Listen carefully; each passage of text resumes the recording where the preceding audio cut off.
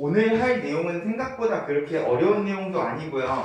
사실 여기 지금 도형의 방정식에서 이야기하는 벡터 표현법을 모르더라도 우리는 직선의 방정식이랑 원의 방정식이 무엇인지 수학상에서 다 이야기를 했었기 때문에 원칙적으로는 수학상에서 배운 내용 가지고도 거의 대부분의 문제가 다 풀립니다. 근데 이 직선의 방정식과 원의 방정식을 벡터로 표현하는 방법, 이거를 우리가 직접 쓴다기보다는요, 문제에 주어져 있을 때 읽을 줄 안다 라는 느낌으로 기억을 좀 해주셨으면 좋겠어요. 그래서 오늘은 우리가 수학상에서 배운 직선의 방정식과 원의 방정식을 벡터를 이용을 해서 나타내는 방법에 대해서 이야기를 할 거고, 벡터를 이용해서 나타낸 도형의 방정식의 관점에서 첫 번째 직선의 방정식을 정의를 내릴 겁니다. 자, 그러면 벡터를 이용해서 직선이라는 도형을 어떤 식으로 나타낼 거냐? 자, 크게 두 가지 방법이 있어. 자, 지금 146쪽을 보면은 큰 1번이랑 큰 4번에 방향 벡터랑 법선 벡터에다가 동그라미를 치고 별표를 좀 쳐주시면 좋을 것 같아요. 방향 벡터라는 건 뭐냐? 이 직선하고 평행한 벡터를 앞으로 방향 벡터라고 이야기를 하실 거고, 자, 앞으로 직선의 방정식에서 방향 벡터는 u라는 기호를 써서 나타내실 거야.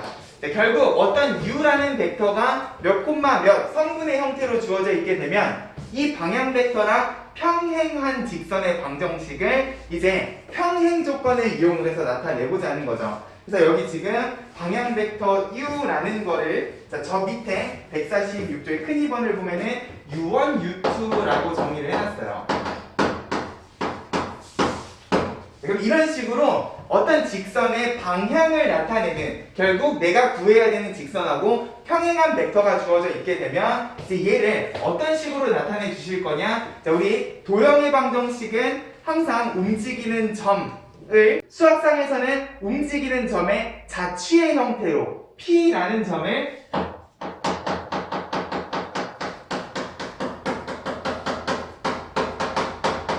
이지수 x, y로 놨었단 말이에요. 그러면 이 P라는 점도 이제는 벡터에서는 모든 점들을 벡터로 나타내 주실 수 있다고 그랬으니까 움직이는 동점 P라는 벡터로 나타내 주시게 되면 결국 이 직선 위에 있는 모든 점들을 이어서 만든 직선은 문제에 주어진 방향 벡터랑 항상 평행하다라는 성질을 쓰실 거예요.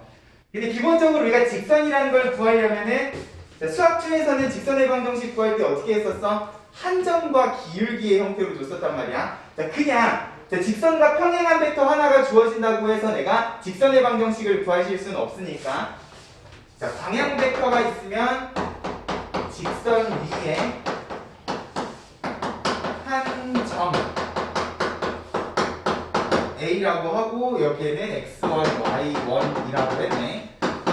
일단 요거는 고정된 점이고, 요 고정된 점 A를 기준으로 P라는 것도 마찬가지로 직선 위에 있는 점이시기 때문에 X, Y에 고정된 점이 있으면 이제 요거랑 요거가 평행하다라는 성질을 쓸 거라는 거죠. 그래서 지금 큰 1번에 보면은 전부 다 벡터로만 표현을 해놨는데 이 식이 어떻게 해서 나온 거냐? 결과적으로 요 u라는 벡터랑 누가 평행하셔야 돼?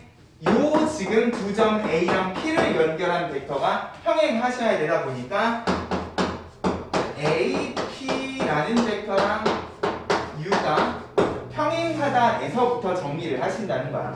이 점 A도 내가 그냥 요 점을 종점으로 하는 A라는 벡터로 나타내 주시면 결국 AP는 종점 마이너스 시점이니까 P 마이너스 A가 되지 않겠어요? 맞아요? 요거랑 방향 벡터가 평행하다라는 조건을 쓰시면 평행한 두 벡터는 무슨 관계를 가지고 있습니까? 실수배 관계를 가지고 있으니까. 보세요. 결국 P-A라는 벡터는 이 방향 벡터의 실수배다라는 느낌으로, 결국 방향 벡터도 주어진 벡터고 A라는 것도 주어진 점이시면 결국 움직이는 점 P라는 벡터는 이런 식으로 식으로 나타내 주실 수도 있겠다는 거예요. 그래서 어떤 점이 고정된 점을 기준으로 다른 벡터에 실수배가 더해진 꼴이면 이게 결국은 나타내는 도형이 직선의 방정식을 나타내는구나 라는 느낌으로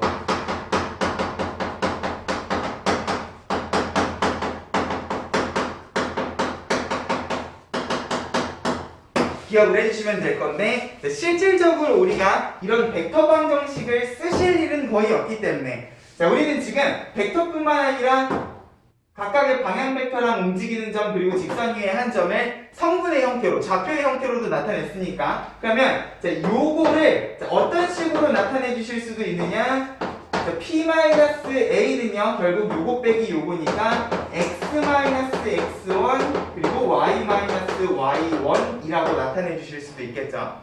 이거랑 방향 벡터 U1, U2가 평행하다. 성분이 주어져 있을 때 평행 조건은 우리 어떻게 나타내 줄 수도 있었어?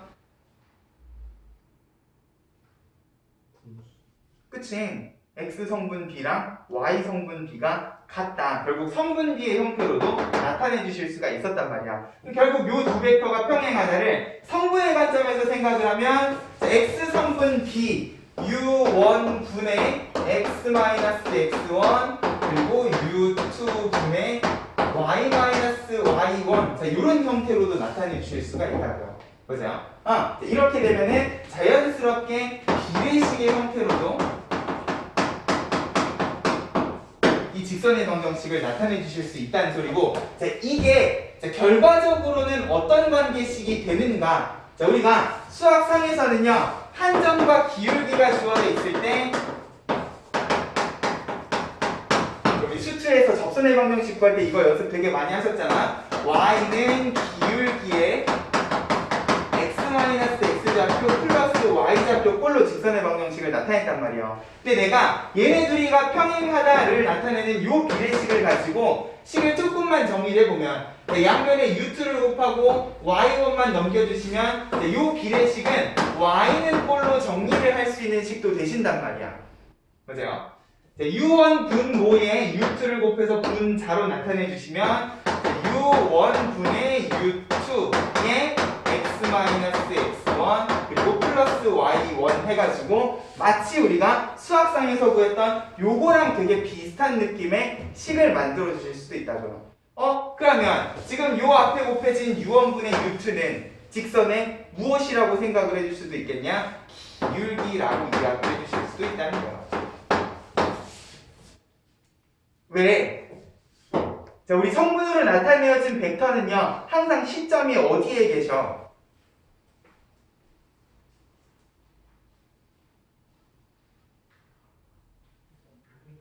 좌표평면의 위치 벡터 시점은 항상 어디야? 원점이시잖아요. 그러면 방향 벡터는 항상 원점의 시점이 이렇게 있는 상황이시란 말이야. 그러면 요 U라는 벡터의 X성분, Y성분이 U1, U2면 결국 U1분의 U2는 X좌표분의 Y좌표니까 자연스럽게 직선의 기울기라고 생각을 해주실 수도 있다는 거죠. 그래서요. 결과적으로 이 직선의 방향을 나타내는 이 직선과 평행한 방향 벡터라는 거는 우리가 수학상에서 이야기했던 직선의 방정식에 무엇과 밀접한 관련을 가지고 있다고 생각을 해도 되냐? 기울기랑 밀접한 관련을 가지고 있다라고 생각을 하셔도 무방하다. 그렇죠? 방향 벡터는 곧 직선의 기울기랑 밀접한 관련을 가지고 있는 벡터다라는 느낌으로 생각을 해주시면 될 거야. 그래서 지금 큰 1번은 벡터의 형태로 나타낸 직선의 방정식. 요거는 읽을 줄만 알게끔, 그래서 읽을 수만 있게끔 정리를 해주시면 되고, 밑에 큰 2번에다가 별표를 치시면 우리가 앞으로 자주 보게 될 직선의 방정식은 방향 벡터가 분모에 들어가 있고 분자에는 x-x좌표, y-y좌표 그 직선 위에 한 점을 항상 -x1, -y1으로 가지고 있는 비례식의 형태로 주어져 있어도 여기에서 결국은 이렇게 비례식으로 주어져 있을 때 분모에 있는 숫자가 이 직선의 방향 벡터의 x성분, y성분이구나를 읽을 줄만 알면 좋겠다는 거예요. 됐어요? 이거를 이런 식으로 y는 꼴로 정리해서 기울기가 얼마고 어느 점을 지나는지를 정리를 해도 되지만 이제 식이 직선의 방정식이라고 했는데 이렇게 주어져 있는 식이 있으면 여기에서 분모는 이제 이 직선과 평행한 벡터 정보를 나타내는구나 의 관점에서 읽을 줄만 알게끔 기억을 해주시라고요. 됐어요? 이런 느낌으로 방향 벡터라는 거는 그 직선과 평행한 벡터 정보다. 방향 벡터랑 한 점이 주어져 있을 때 직선의 방정식은 이렇게 정리가 된다라는 거 잘 좀 기억해 주시면 좋을 것 같아요.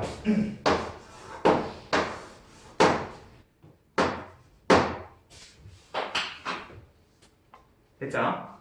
그러면 큰 3번의 두 점을 지나는 직선의 방정식은 뭐냐? 방향 벡터가 주어져 있지 않은 상태에서 두 점이 주어지면 이제 방향 벡터를 무엇을 이용을 해서 두 점, 직선 위에 두 점을 이용을 해서 나타낼 수 있지 않겠느냐라는 관점에서 지금 분모에 보면은 두 점에 x좌표랑 y좌표를 빼가지고 집어넣어 놨어요. 보세요. a, b가 주어져 있으면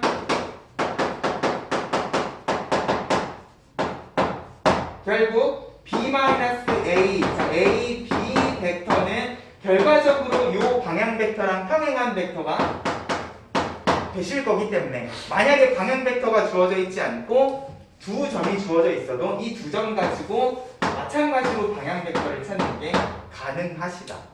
됐어요? 어떤 조건이 주어지더라도 이제 직선의 방정식이 x, y 따로따로 비례식의 형태로 주어져 있게 되면 분모에 들어가 있는 숫자는 결국 이 직선의 방향을 나타내는 방향 벡터 정보이겠구나만 읽을 줄 알면 좋겠다는 거야.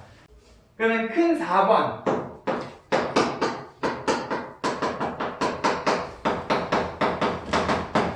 자, 법선 벡터라는 건 뭐냐? 너네 법선이라는 표현 들어보신 적 있어요?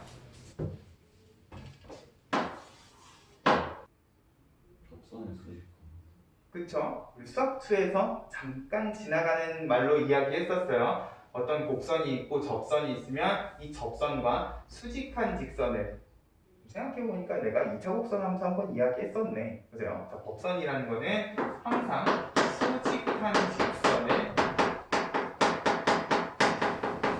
법선이라고 이야기한다. 그러면 법선 벡터라는 건 뭐냐? 아까는 내가 구하고자 하는 직선과 평행한 벡터의 형태로 주어진 거였으면 이번에 법선 벡터는 그 직선과 수직한 벡터 정보를 준 거구나 라는 느낌으로 생각을 하시면 된다. 됐어요? 법선 벡터는 앞으로 n이라는 기호를 써서 나타낼 거고 그럼 마찬가지로 자 이번엔 평행한 벡터가 아닌 수직한 벡터랑 직선 위에 한 점이 주어져 있을 때 자, 마찬가지로 직선 위의 점의 자취는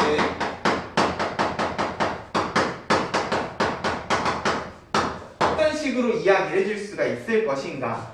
자, 얘도 법선 벡터의 요점은 A라는 벡터, P라는 벡터라고 이야기를 해주시면 자, 이번에는 내가 구하고자 하는 직선이 있으면 자, 이거랑 수직한 벡터 정보를 준 거예요.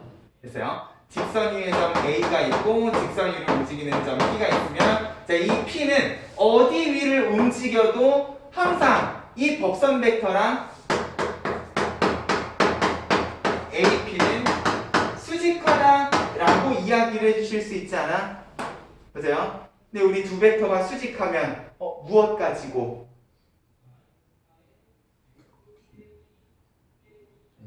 그치. 수학상에서는 기울기 곱이 마이너스 1이다라는 성질을 썼죠. 그죠? 근데 우리는 수직한 두 벡터의 내적이 얼마라는 사실을 아니까.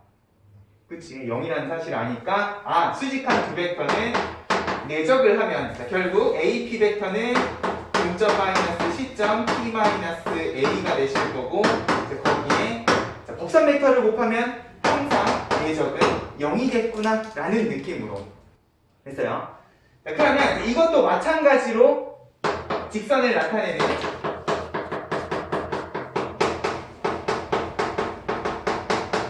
벡터 방정식이라고 기억을 해주시면 자, 이거는 나중에 등장했을 때 읽을 줄만 알면 좋겠다. 움직이는 점 P에 A를 뺐는데 다른 벡터랑 내적을 해서 0이다. 수직이면 결국 여기 있는 이 벡터는 내가 구하고자 하는 요점 P를 지나가는 직선과 수직한 벡터 정보를 나타내겠구나 됐어요. 근데 이것보다 우리는 무엇으로? 성분으로 이 내적을 다시 한번 정리해보면 아까처럼 P-A라는 거는 X-X1에 Y-Y1이란 말이에요. 여기에다가 A, B를 내적한다는 거는 뭐야? X 성분끼리 Y 성분끼리 곱해서 더하시는 거잖아. 그러면 식으로도 내가 이 수직 조건을 정리를 해주는 게 가능할 거야. 됐어요? 근데 정리를 하고 나니까 결국 요 식은 다시 x, y에 대한 1차 방정식이 되시고 지금 a랑 b, x1, y1은 이미 문제에 주어진 조건들이에요. 그럼 이걸 가지고 내가 움직이는 점 p, x, y에 대한 식을 다시 정리를 해본다고 하면은 x의 개수는 a이고 y의 개수는 b에 나머지 상수는 다 묶어서 c라고 하는 순간 뭐가 되셔? 우리가 수학상에서 배웠던 직선의 방정식의 일반형이 되신다고요. 됐어요?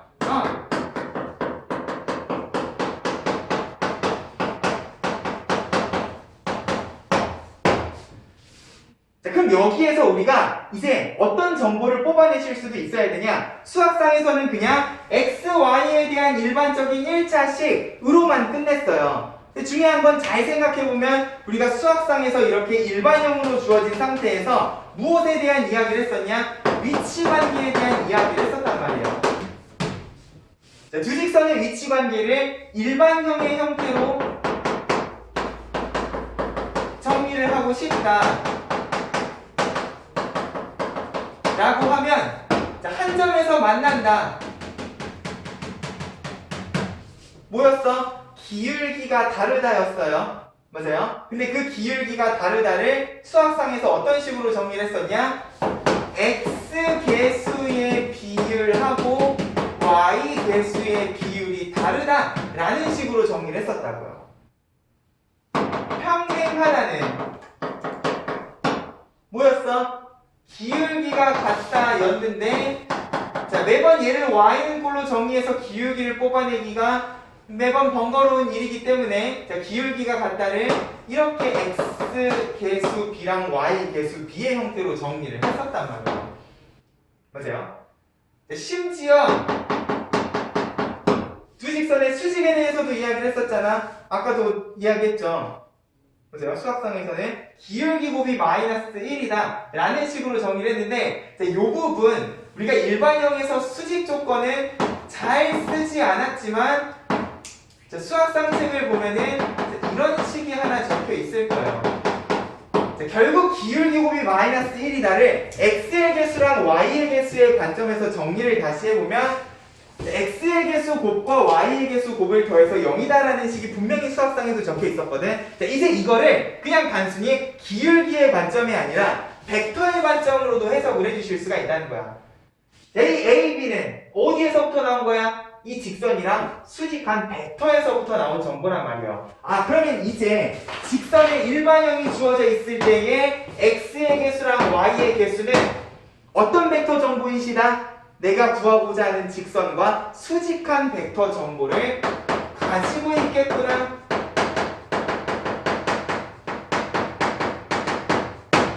그러면 자, 두 직선이 평행하다를요 이제 이런 식으로 생각을 하실 수도 있다고. 두 직선이 있는데 결국 A랑 B는 이 각각의 직선과 수직한 벡터 정보이겠구나를 생각을 하면 평행한 두 직선은 수직한 벡터 두 개도 어때요?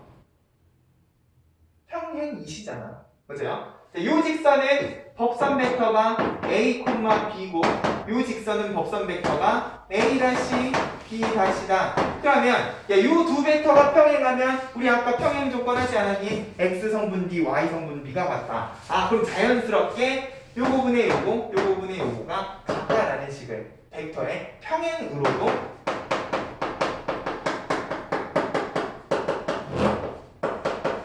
해석을 해주실 수도 있다는 거예요. 됐어요? x의 개수, y의 개수는 이 직선과 수직한 법선 벡터 정보라는 것만 알면 벡터의 평행 조건으로 요식이 어렵지 않게 나온다는 거지. 됐니? 그럼 수직은? 수직한 두 직선이 있어요. 자, 이제는 기울기 곱이 마이너스 1이다가 아니라 이 직선의 수직한 벡터, 이 직선의 수직한 벡터가 있으면 자, 두 직선이 수직하면 거기에 수직한 두 벡터도 마찬가지로 수직이지 않겠어? 그죠? 벡터가 수직이면 무엇이 빵이니까? 내적이 빵이니까. 아, 이 식은 벡터의 수직 조건을 나타내는 식이었구나 라는 거를 우리가 수학상에서 두 직선의 위치 관계를 일반형꼴로도 정리를 했을 때 이 식들이 결과적으로는 이 직선이 가지고 있는 벡터 정보로 전부 다 설명이 가능한 내용이시라는 거예요. 그리고 실제로 우리가 수학상에서 배우는 기울기 곱이 마이너스 1이다 라는 식도요, 원래는 어디서부터 유도가 되는 거냐? 이 벡터의 수직 조건에서부터 거꾸로 유도가 되시는 거예요. 결국 요 식을 가지고 내가 요 직선의 기울기, 요 직선의 기울기로 다시 정리를 했더니 마이너스 1이라는 값이 나오더라 라는 거지. 됐습니까?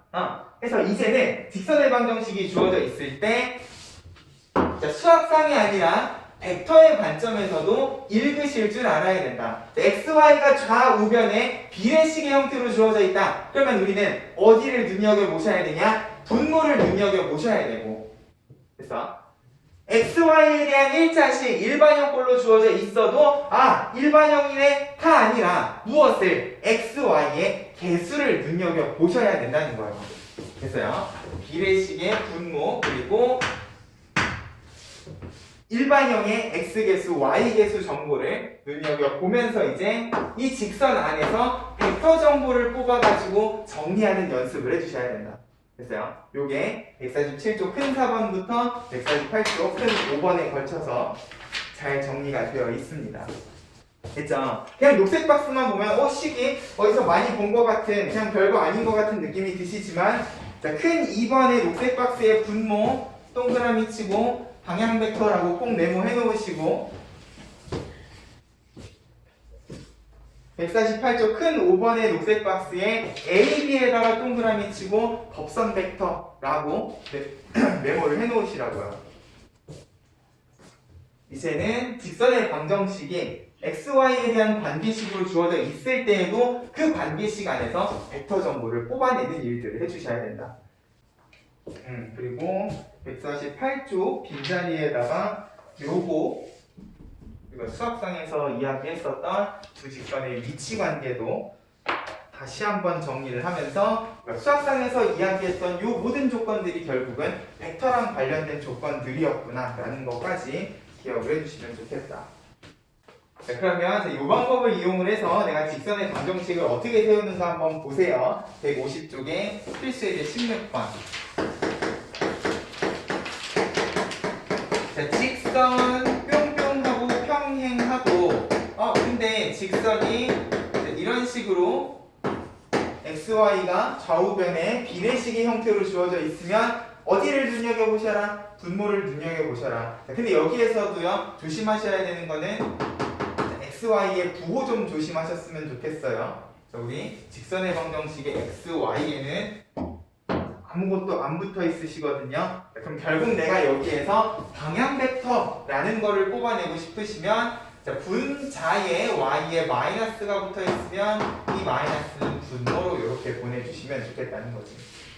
자, 결국 요거랑 평행하다 그랬으니까 분모에 있는 4랑 마이너스 3 요 벡터 정보를 그대로 직선의 방향 벡터로 가지고 오시면 되고 평행한 벡터고 그거랑 평행하다 그랬으니까 다시 2, 마이너스 3을 지나는 직선의 방정식은 그냥 이렇게 만들면 되는 거야. 4랑 마이너스 3 다시 똑같이 분모에다가 이렇게 적어주시고 자, 이제는 지나는 점이 2, 1이 아니라 2, 마이너스 3이다.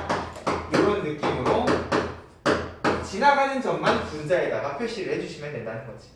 됐어요? 2번 마이너스 2, 5랑 1, 4를 지나는 직선에 평행하고 2, 0을 지났으면 좋겠다. 그러면 이제 요 두 점을 가지고 수학상에서는 기울기를 구했으면 기하에서는 어떻게 해주시면 되냐? A에서 B를 빼든 B에서 A를 빼든 벡터 정보 하나만 가지고 오시면 된다고요. 여기서 요거를 빼면 3이시고 여기서 요걸 뺐으면 Y도 마찬가지로 4에서 5를 뺀 다음에 방향 벡터 정보만 딱 뽑아주시게 되면 결국 직선의 방정식은 어떻게 되냐? 방향 벡터는 분모에 좌표는 분자에 이런 식으로 정리를 해주시면 된다고요. 됐어요? 직선의 방정식 방향 벡터 가지고 나타내는 연습 해주셨으면 좋겠고, 자, 그 오른쪽에는 법선 벡터야. 자, 필수 예제 17번.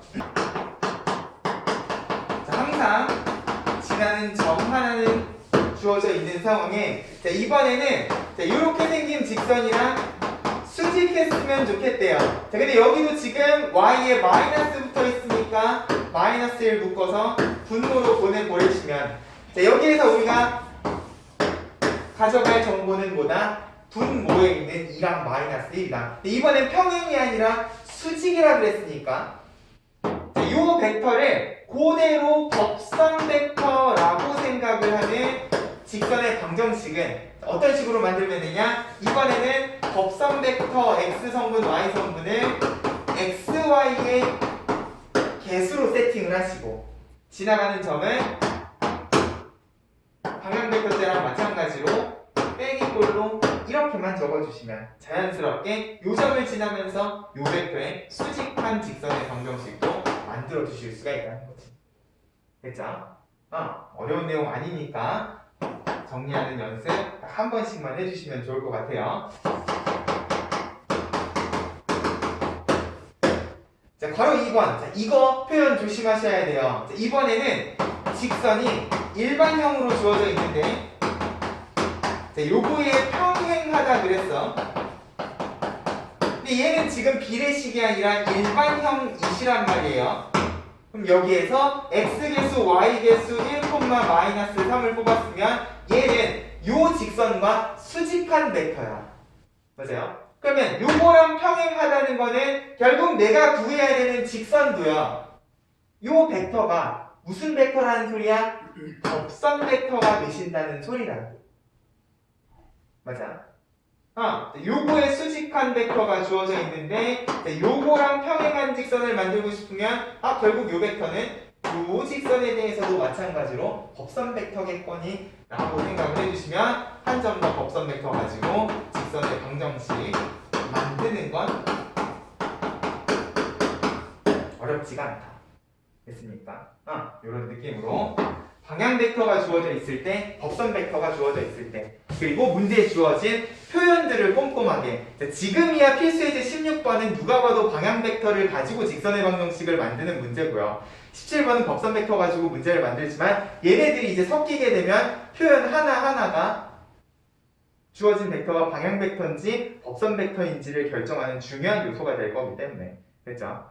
항상 문제 상황을 파악을 하면서 얘가 방향 벡터를 주고 있는지 법선 벡터를 주고 있는지 그것만 잘 판단을 하시라고요. 됐습니까? 자, 비례식은 분모, 일반형은 xy의 개수를 뽑아가지고 벡터의 형태로 우리가 정리를 한다는 거 잘 기억을 해주시면, 이제 요걸 가지고 무엇도 이야기를 하실 수가 있느냐? 152쪽에 두 직선이 이루는 각의 크기에 대한 이야기도 하실 수가 있다는 거예요. 우리 벡터에 내적하면서 두 벡터가 이루는 각의 크기에 대한 이야기 했었어. 지난 시간에도 이야기했지만 결국 두 벡터가 이루는 각의 크기는 무엇의 형태로 등장을 하신다? 각이 몇 도다가 아닌 코사인이 얼마다 라는 형태로 등장을 하신다. 맞아요? 왜? 내적은 구하는 방법이 두 가지이시니까. 크기 코사인과 성분을 이용을 해서 두 가지 방법으로 내적을 정리하다 보면 자연스럽게 코사인 값도 찾아주실 수 있다고 그랬고, 이제 우리는 직선의 방정식에서 벡터 정보를 뽑아내는 방법도 알기 때문에, 이제는 직선의 방정식이 주어져도 그 안에서 벡터를 뽑아서 두 직선이 이루는 각을 벡터의 내적을 가지고도 정리를 해주실 수가 있다는 거예요. 그래서 결국 지금 152쪽에 첫 번째 네모 박스에 나와 있는 코사인 테타랑 관련된 식은요, 정확히 우리가 앞에서 배웠던 132쪽에 있는 두 벡터가 이루는 각의 크기 공식하고 1도 다르지 않아. 차이가 있다면 132쪽 잠깐 볼래요. 자, 여기서는 코사인 세타를 구할 때 분자 부분에 내적에다가 절대값을 붙이지 않았어. 근데 152쪽의 코사인 세타를 보면은 똑같은 식인데 뭐 A, B에서 UV로 바뀐 거는 의미가 없으시고요. 분자 부분에 UV 내적에다가 절대값을 붙이셨다고요. 무슨 소리야? 이 코사인 세타는 양수, 음수를 구분하지 않겠다는 소리고요. 그러면 132쪽과 152쪽의 차이는 뭐냐? 내가 지난 시간에 두 벡터가 이루는 각에 대해서 이야기를 할 때 잠깐 언급했던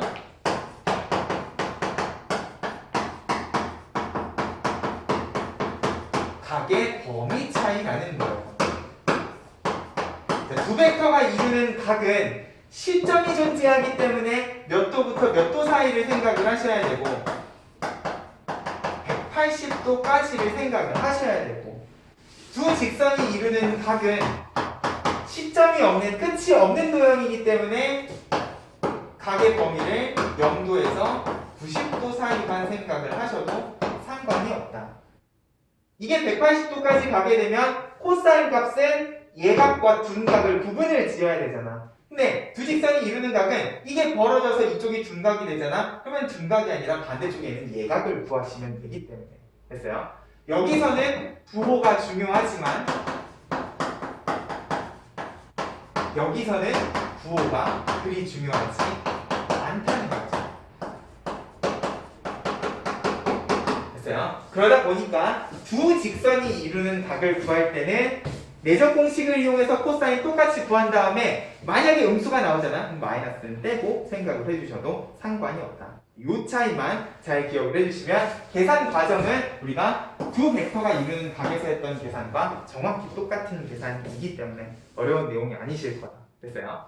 이것만 명심을 해주시면 저 밑에 있는 두 직선의 평행과 수직도 마찬가지 벡터의 관점에서 이야기를 해주실 수가 있겠다. 이미 나는 두 직선의 위치관계 수학 상버전으로 한번 설명을 해드렸으니까 이거랑 관련된 문제도 가벼운 마음으로 한번 풀어보자. 154쪽의 필수 예제 18번. 두 직선 L과 M이 주어져 있는데 직선 L은 이렇게, 그리고 직선 L은 둘 다 어떤 식으로 주어져 있어요? 비례식의 형태로 주어져 있어요. 그러면 두 직선에서 분모 부분, L 직선의 방향 벡터는 2,1이시고 M 직선의 방향 벡터는 A, 조심해야지 마이너스 1. 이것만 가지고 오면 이제 두 직선이 이루는 각의 크기는 어떻게? 내적 공식으로.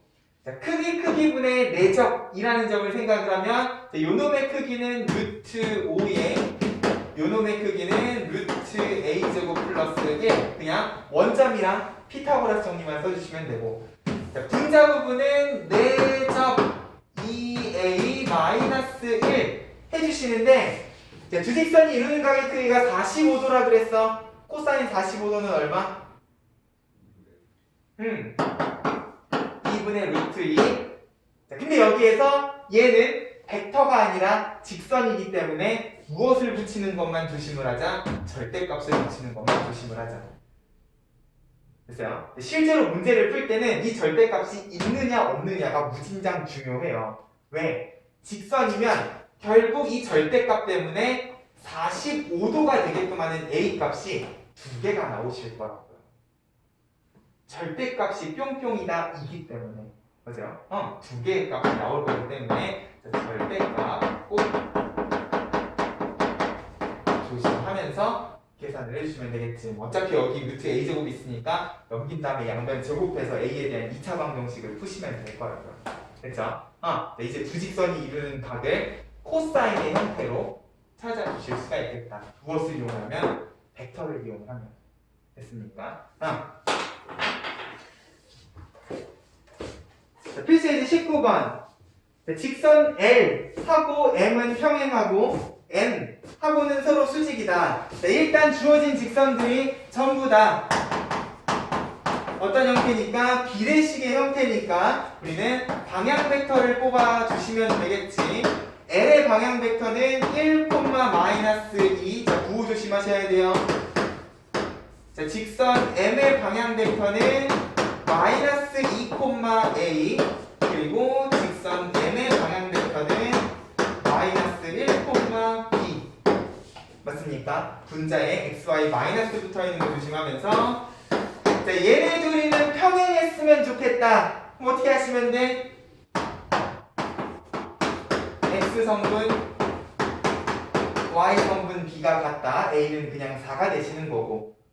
L과 N이 서로 수직하다. 요거 두 개는 수직하다 그랬으니까 이번에는 어떻게? 내적이 빵이다. 해주시면 되는 거지. -1, -2B는 0에서 B는 -2분의 1까지. 됐죠?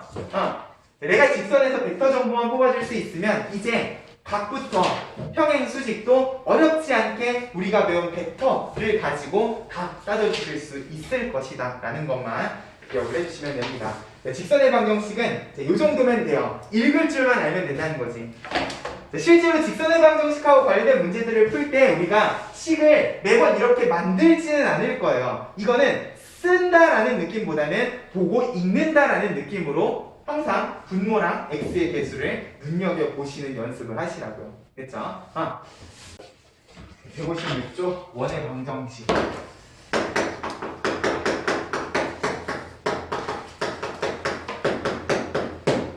여기 수학상에서 원의 방정식 정의하기 위해서 필요한 거 뭐였어? 반지름. 원의 중심. 그래, 중심과 반지름. 맞아요?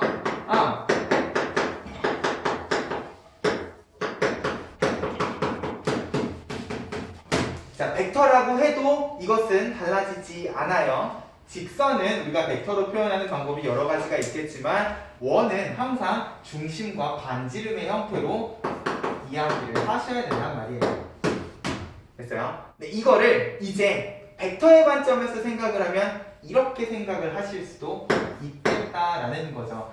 결국 원의 중심을 나타내는 A, B를 그냥 A라는 벡터, 종점 벡터라고 정리를 해주시면 자, 원도 결국은 점의 자취이기 때문에 원 위의 점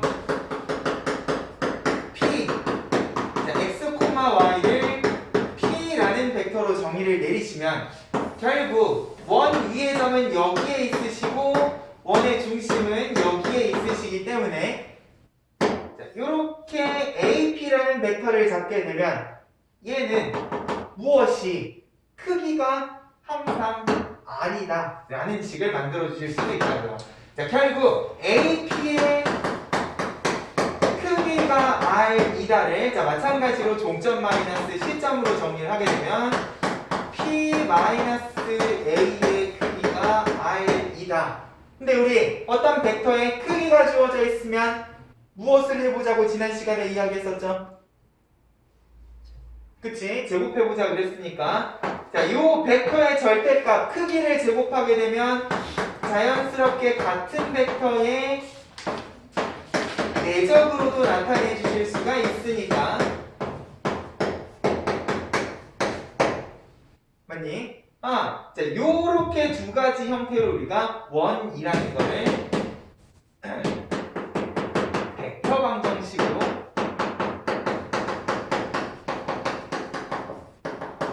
나타낼 수 있겠다.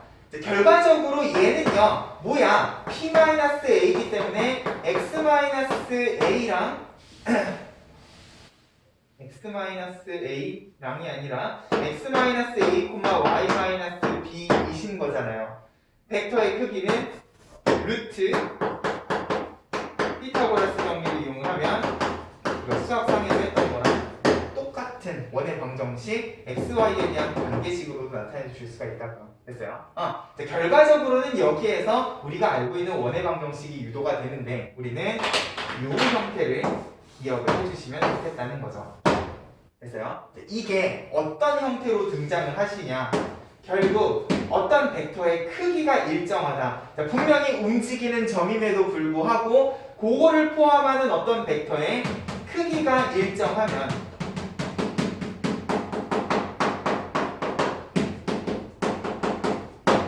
이 식은 무엇을 이야기하고 싶은 식이냐? 원을 이야기하고 싶은 식이구나 라는 것만 기억을 하시자는 거예요.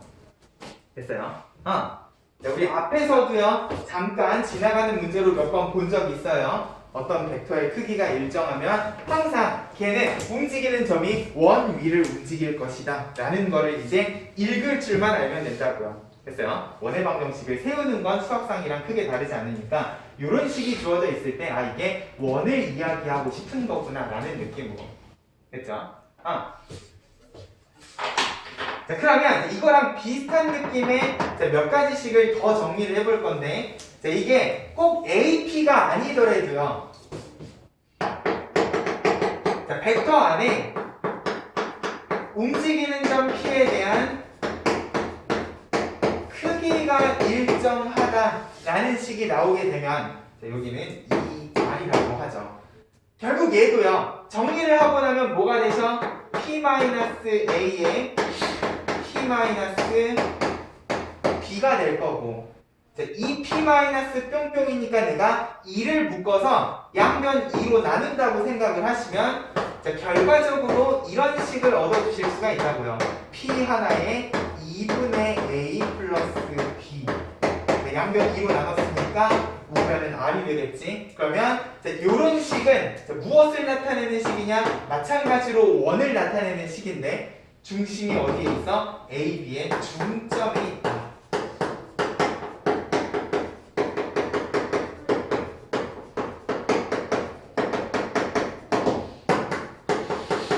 반지름이 R인 원을 나타내는 것이다 라는 거죠. 됐어요? 벡터가 두 개가 들어가 있더라도 크기가 일정하면 걔는 항상 원을 나타내는 식이겠구나. 그러면 두 개뿐만 아니라 세 개짜리도 이야기를 하실 수 있지 않겠어요? AP, BP, CP를 더해서 일정한 값을 가진다, 크기가 일정하다라는 식이 있으면 요거는 어떻게 생각을 해주시면 되냐? 다시 종점 마이너스 시점 P-A에 P-B, P-C. P가 3개네. 양변 3으로 나눠볼까?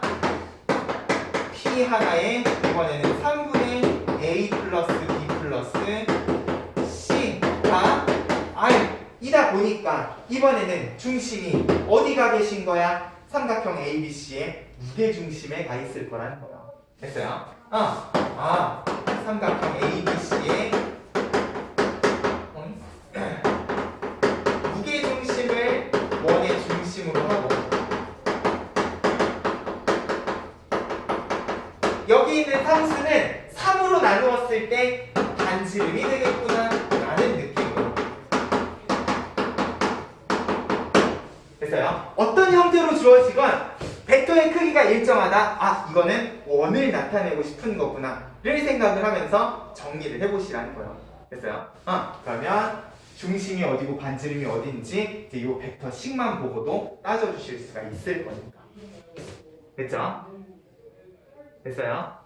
자, 근데 이것만큼이나 중요한 식이 뭐냐? 그 밑에 있는 큰 2번이야. 큰 2번에다가도 별표를 좀 칠게요.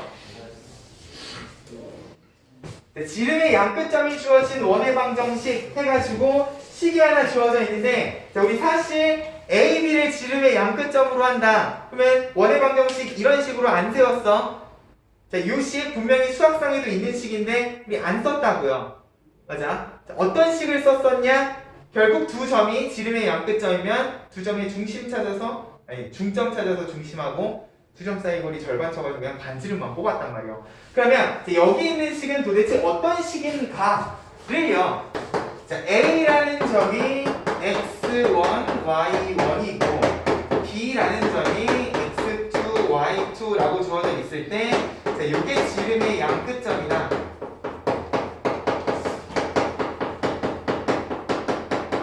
그러면 자, 원이 이렇게 생겼는데 지름의 양끝점으로 A, B가 주어져 있는 상황. 자, 마찬가지로 원 위의 점 P를 미지수 X, Y라고 놓으면 자, 이제 이게 지름이기 때문에 어떤 이야기도 해주실 수가 있느냐? 지름의 원주각은 항상 몇 도다? 90도다 라는 점을 생각을 하면 수직이기 때문에 이제 벡터의 관점에서는 뭐가? 내적이 0이겠다. AP랑 BP를 내적하면 0이겠구나 라는 식을 만들어 주실 수 있을 거고요. 지금 여기 있는 식은 정확히 요거를 성분으로 정리를 해놓은 식이시라는 거예요.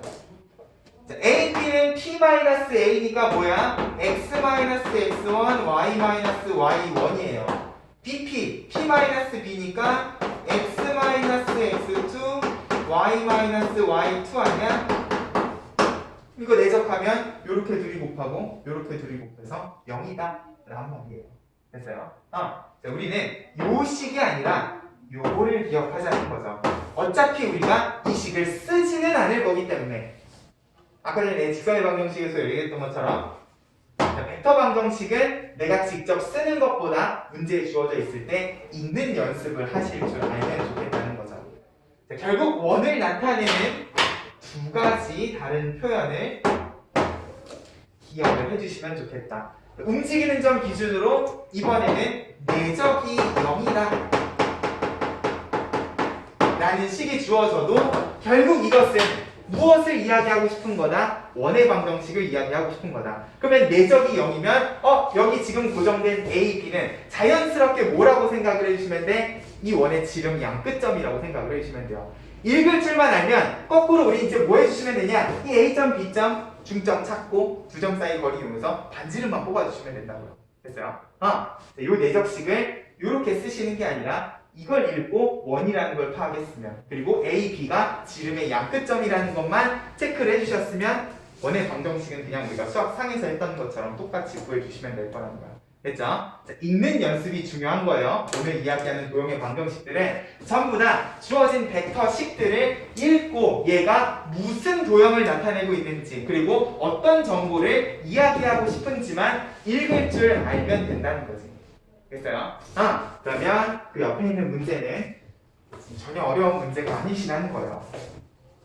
필수에서 20번 A, B 두 점이 고정되어 있는데 내적이 빵. 뭐야 방금 했잖아. 맞아요? 이것은 원이고 A, B가 지름의 양끝점이구나. 이것만 읽어주시면 원의 방정식을 만드는 거는 이제 직접 내적을 하는 게 아니라 지름의 양끝점 가지고 중심과 반지름만 찾아주시면 된다. 됐어요? 이런 느낌으로 도형의 방정식 부분까지 정리를 하면 이제 평면 벡터 단원이 끝입니다. 됐어? 자, 오늘 이야기한 부분들은 실질적으로 문제로 등장하는 것들은 그렇게 어렵지가 않아요. 그리고 얘네들이 수능 시험, 모의고사에 나온다고 해도 한두 문제로 나오고 그냥 읽을 줄만 알면 되는 정도로 등장을 하시기 때문에 이 부분은 가벼운 마음으로 식 세우는 연습 한 번만 해주시고 읽는 거에 초점을 맞춰서 주어진 식이 어떤 도형을 나타내고 어떤 정보를 이야기하고 있는지 읽는 것만 연습을 한다는 느낌으로 가볍게 넘어가시면 될 거예요. 됐죠? 오늘 수업 여기까지 합시다.